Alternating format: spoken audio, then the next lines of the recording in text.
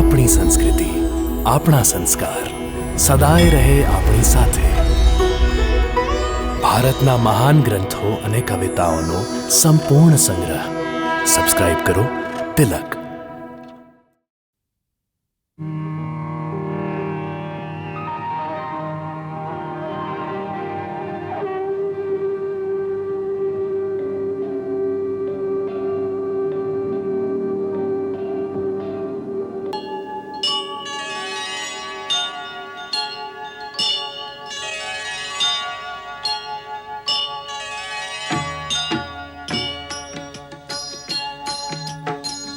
सीताराम चरित अति पावन, मधुर सरस अरु अति मन भावन.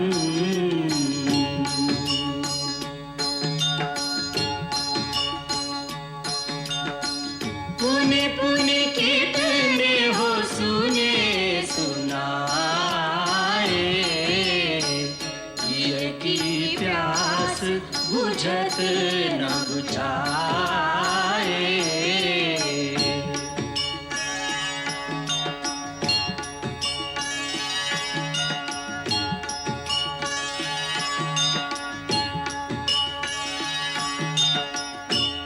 आज की रैन कटे नहीं काटे, आज की रैन कटे नहीं काटे, सबको मन अकुलायो रे सजनी, आयो शुभ दिन आयो रे सजनी, आयो शुभ दिन आयो रे सजनी.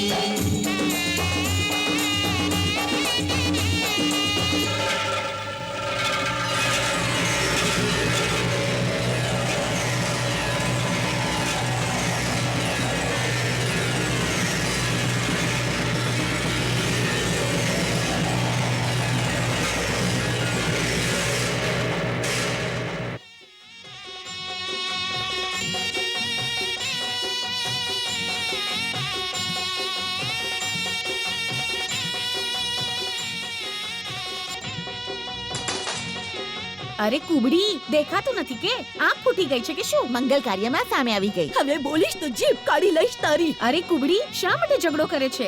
આજે તો ખુશી અને આનંદની પળ છે. કેવી ખુશી, કેવો આનંદ. અરે બુઢી, આજે આપણા રામ રાજા બનશે, રાજા. અરે ચાલ, આ તો રોતી જ રહેશે. રામ રાજા બનશે. અરે આજ તો દુઃખ છે. મારું હૃદય ફાટી પડ્યું, હૃદય.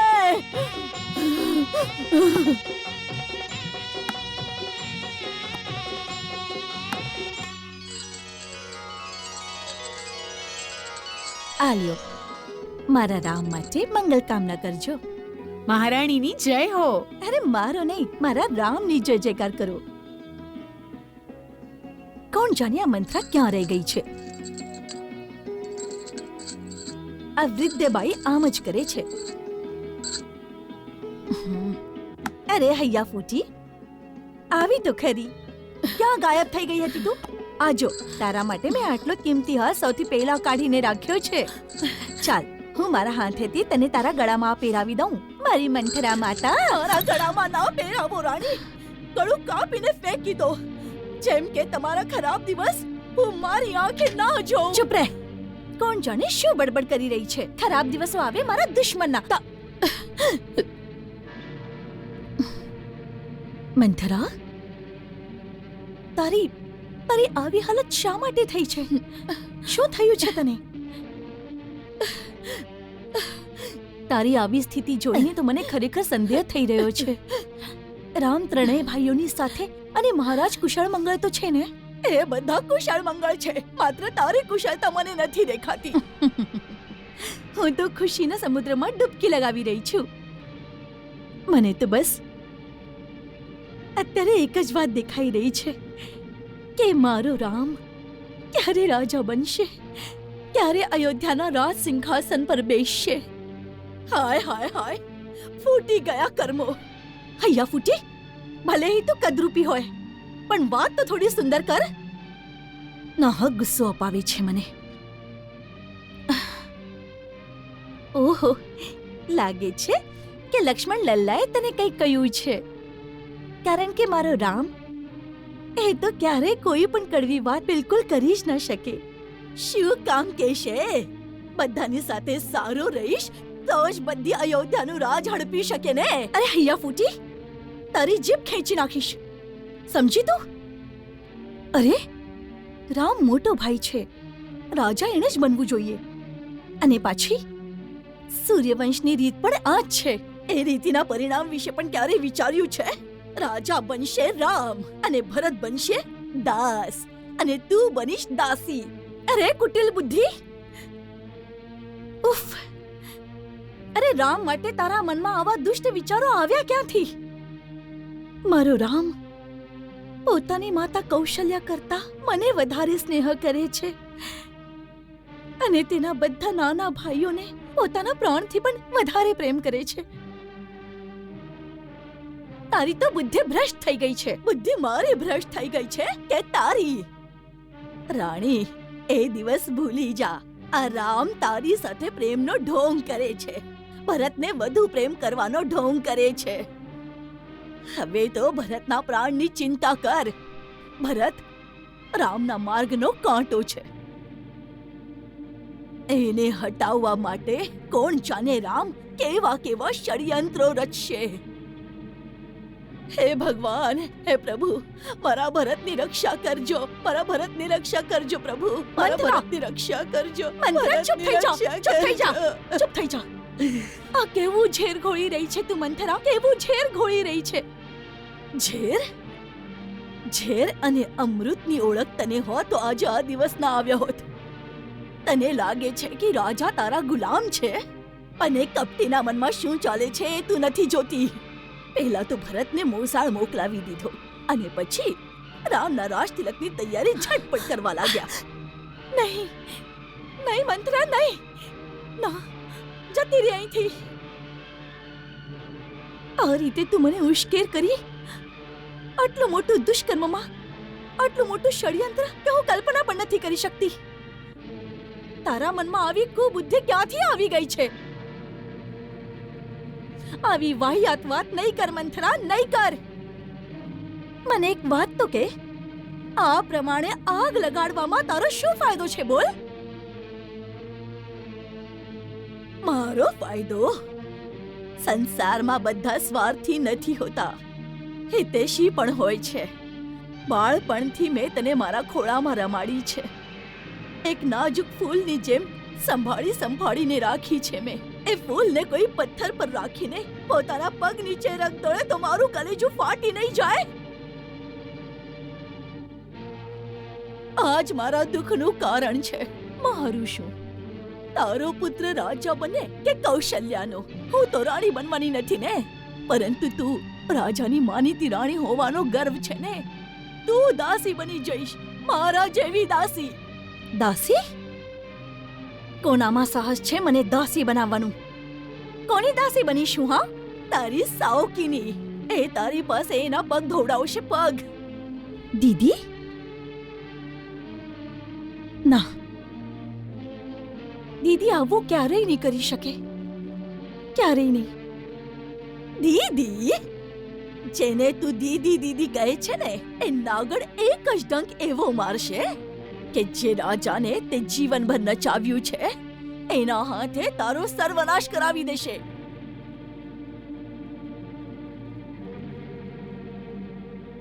રામના રાજ તિલકની ઘોષણાથી પહેલા એક વખત પણ રાજાએ આ વાત તારા કાન સુધી પહોંચાવી? બોલ. કેટલા દિવસથી આ ષડયંત્ર ચાલી રહ્યું છે, તને જરા પણ ખબર પડવા દીધી?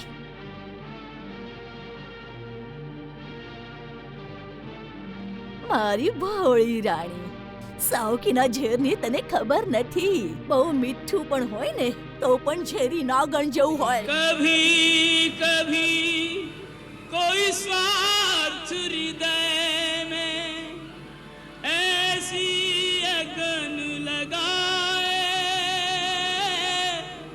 धर्म न्याय कर्तव्य उचित अनुचित सब कुछ खो जाए. दुनिया की कोई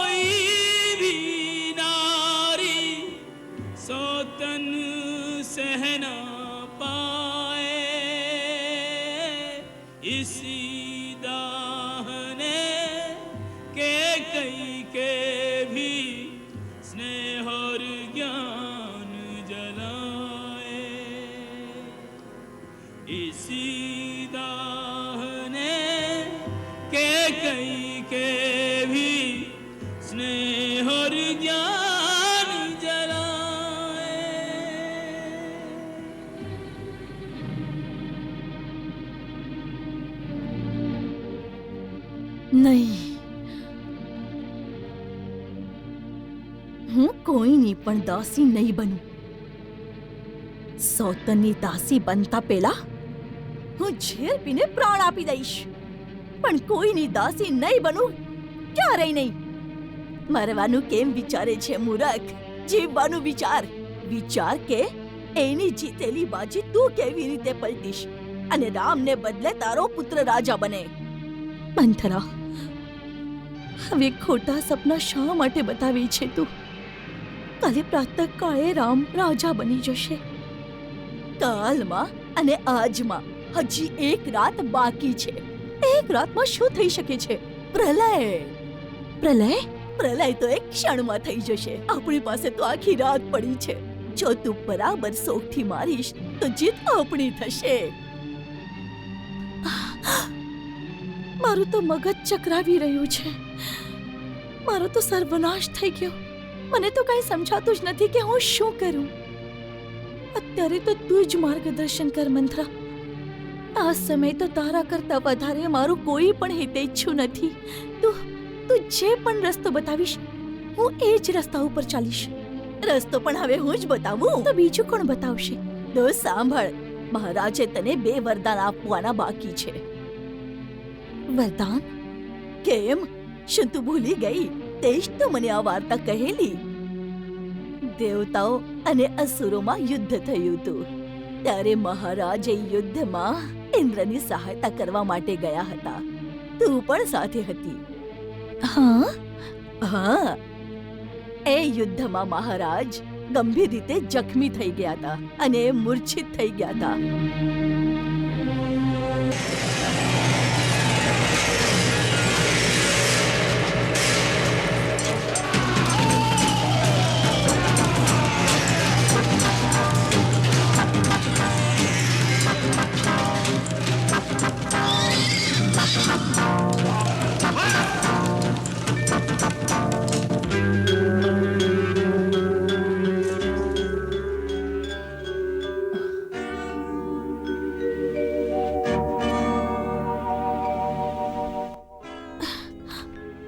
મહારાજ, મહારાજ આંખ ખોલો, આંખ ખોલો મહારાજ.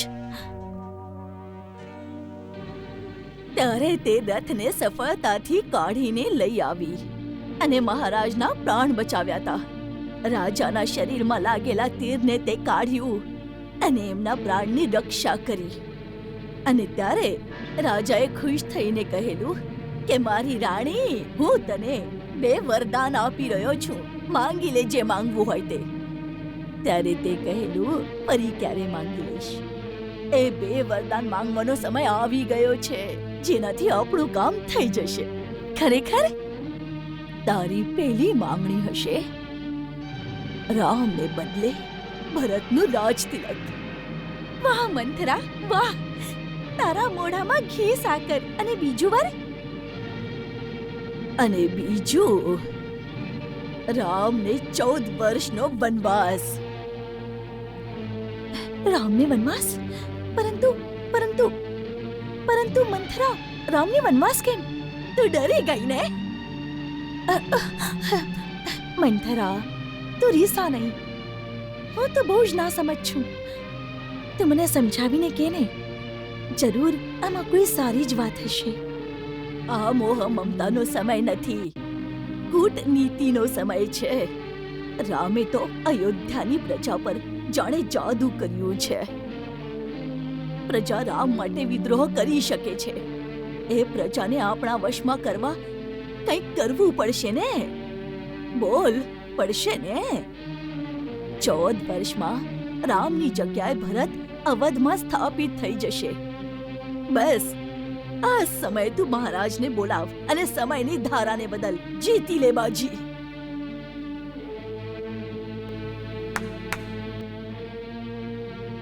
મહારાણીની જય હો. જા, અને મહારાજ જ્યાં પણ હોય ત્યાં એમને મારો સંદેશો આપ.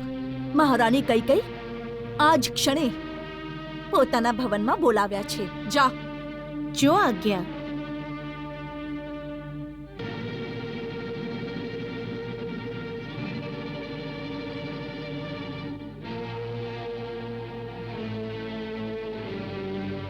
મને મહારાજના દર્શન કરવા છે, જવા દો.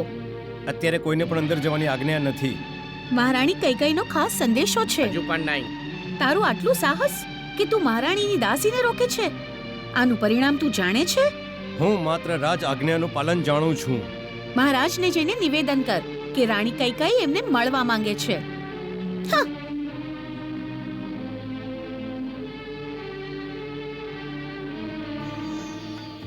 રામ, કાલે તારા માથા પર રાજમુકુટ પહેરાવાશે, પરંતુ એ યાદ રાખજે, જે રાજમુકુટ પહેરે છે એ પોતાની જાતને, પોતાના દેશ બંને પોતાની પ્રજાના હાથમાં સોંપી દે છે. રાજા બનવાનો અર્થ છે સંન્યાસી બનવું. પછી એના હાથમાં કંઈ નથી રહેતું, બધું જ દેશનું થઈ જાય છે. જરૂર પડે ત્યારે રાજાને દેશ માટે પત્ની, પુત્ર, મિત્ર, ત્યાં સુધી કે પોતાના પ્રાણ પણ ત્યાગવા પડે તો ત્યાગી દેવા. કારણ કે દેશ જ એનો મિત્ર છે અને દેશ જ એનો પરિવાર. જે દેશ માટે પોતાના સર્વસ્વ ત્યાગી ના શકે એને રાજા બનીને પ્રજા પાસેથી કર લેવાનો કોઈ અધિકાર નથી. રાજાને પોતાના દરેક આચરણથી એક મર્યાદા અને એક આદર્શ સ્થાપિત કરવાનો હોય છે, કારણ કે પ્રજા એને જોઈને આચરણ કરે છે. એક રાજાની અસલ તાકાત દંડ નથી, ન્યાય હોય છે. ન્યાય જે પક્ષપાતથી રહિત હોય અને સંકુચિત પણ ન હોય, કારણ કે ન્યાય કરતી વખતે ઉદારતાને પણ ના છોડવી જોઈએ. રાજાને પૃથ્વીનો ભગવાન કહેવામાં આવે છે, કારણ કે લાખો લોકોના જીવન, મૃત્યુ, સુખ દુઃખ એના હાથમાં હોય છે.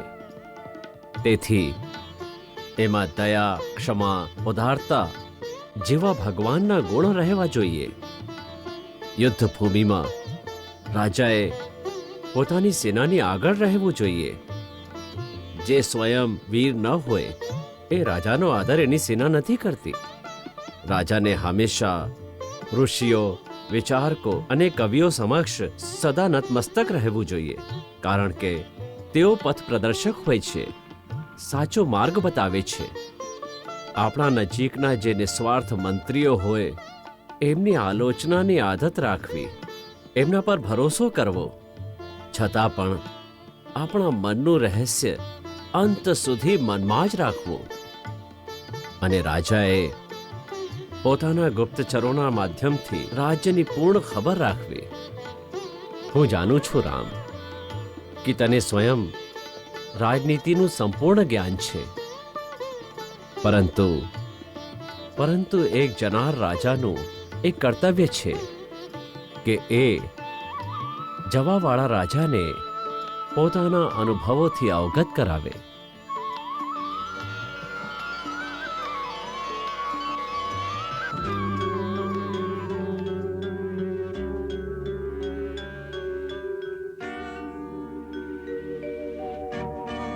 જોયું ને તે?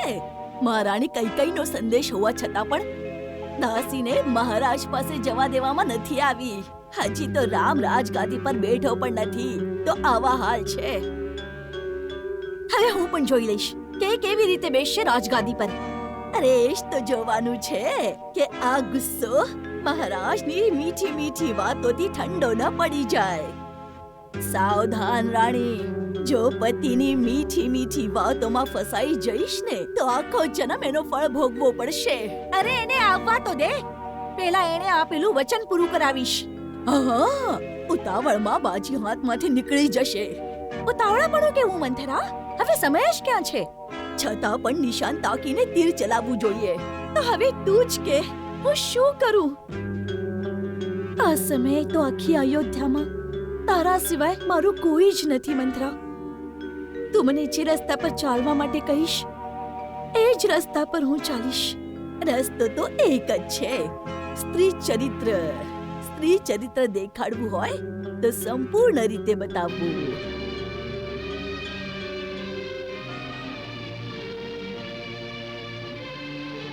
સૌથી પહેલા તારો આ બધો શૃંગાર કાઢીને તું ફેંકી દે. આ બધા ઘરેણા કાઢી નાખ અને સીધી ભવનમાં જતી રહે. પાણીમાંથી નીકળેલી માછલી જેમ ધરતી પર ફફડવા માંડે છે, રોઈ રોઈને આંખ ફુલાવી લે. ભલે ભલે એ નકલી આંસુ હોય. પછી એનાથી શું થશે? તને આવી ખરાબ સ્થિતિમાં જોઈને મહારાજના હોશ ઉડી જશે. પછી તને વિનંતી કરશે, તારા પગમાં પડશે. રાણી, તારી આ દશા કેમ થઈ? તારી આવી હાલત કેમ છે રાણી? અરે મારી પ્રાણ પ્યારી, મારી સાથે વાત તો કર. પણ સાવધાન, વાત નહીં કરતી, માત્ર આંસુ પાડતી રહે છે. લાંબા લાંબા લાંબા લાંબા નિશ્વાસા નાખજે. સ્ત્રી ચરિત્ર બતાડવું જ હોય તો સંપૂર્ણ રીતે બતાવવું. મંગલ ભવન અમંગલ હારી, પ્રભુ સુદશરથ અજીર બિહારી.